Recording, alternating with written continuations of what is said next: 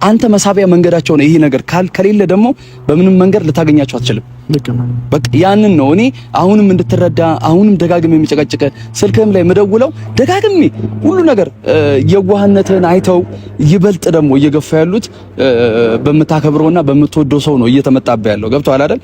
አንተን ለመለያየት እንኳን ሩታ ጠርተውክ ልጅ ማን ደውልላት አየ እንደ እየፈበረኩ መሆኑን የምታውቀው በብዙ መንገድ ኤፍሬም በዚህና ልክ ድረስ እስኪደርስ ወንድም ላንተ ካልሆነ እኔ ጓደኞቹ ወይም ደግሞ የቅርብ ወዳጄ ናቸው የምትላቸው ሰዎች በዛና ልክ ሊሆኑሉ እንደማይችሉ በእርግጠኝነት 100% ማመን መቻል አለብክ።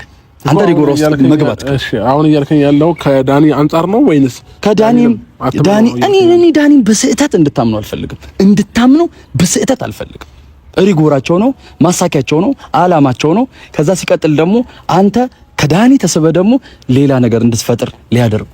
እሺ ዳኒ ይሄን ሁሉ ጉድ ማውጣት ለምን አስፈለገው ታዲያ? ይሄንን ፕላን ካለው እኮ የነሱን ቀዳዳ ጎናቸውን ወይንም ክፍተታቸውን የሆነ ነገራቸውን ማውጣት አይፈልግም ነበር። የፈለገ ነገር ቢሆን አሁን እያወራ ያለው ነገር እኮ በጣም ከበባድ ነገሮች ነው። ስለዚህ ይሄንን ነገር ማወቅ ደግሞ ምንችለው ዛሬ ነው። ሁሉንም ነገር ማወቅ ምንችለው ዛሬ ነው። ዳኒም ጋር የሆነ ውሸት ካለ ወይንም ዳኒም እኛን ላይ የሆነ ነገር ሙድ እያዘም ከሆነ እኔ በማውቅበት መንገድ አውቃለሁ። ገባክ? ስለዚህ ብዙ ነገሮችን የመረዳት ባለብኝ መንገድ እረዳለሁኝ። እሱን ለኔ ችግር የለውም።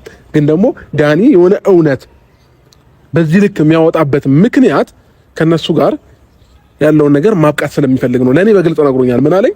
ከዚህ በኋላ እዚህም እዛም ማለት አልፈልግም፣ የራሴን ህይወት መኖር ስለምፈልግ ግን እውነታውን አጋልጬ መውጣት ፈልጋለሁ ነው እያለ ያለው ማለት ነው።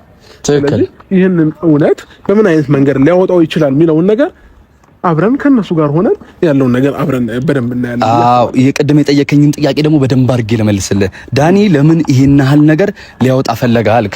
አንተ በዚህ ያህል ልክ እሱ ካላገኘ በምንም ተአምር ልትሳብለት እንደማትችል 100% እርግጠኛ ስለሆነ ይሄን ነገር እንደዚህ ላለው እያመናችሁ ስትሄዱ እኔ ዳኒን በደንብ አድርጎ ስለሚያምነኝ አብርሃም በደንብ አድርጎ ያምነኛል። እናንተ በምታደርጉት ነገር አብርሽ በነገራችን ላይ የዋህ ሰዎች ብዙ ጊዜ ተጠቂ ነው የሚሆኑት። አንተም በየዋህ ጎንህ ነው ማንም ሰው እየገባ እያጠቃህ ያለው። ስለዚህ አሁንም አሚሩ እንዳለ አትመናቸው። እንዴ ሲጀመር አንተ ሩታ ትላለህ እንዴ? ሩታ እኮ ያንተን መጥፎ ጎን አንተን ወደሷ ማረግ እኮ የምትፈልግ ናት። ሩታም ትላለህ እንዴ?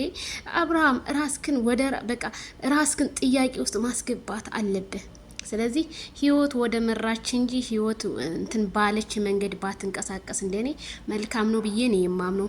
ዳንኤላው ዛሬም ነገም ይጎነጉንልሃል። አንተ እንቅልፍ የለውም። እንቅልፍ እንዴት የነሱ ሚስጥር አብሮ ያወራቸው ሜሪም እኮ ከነሱ ጋር ብዙ ነገር አውርታ ብዙ ሆና እኮ አንተ ጋር መታ ስታልፏክ ነበረ።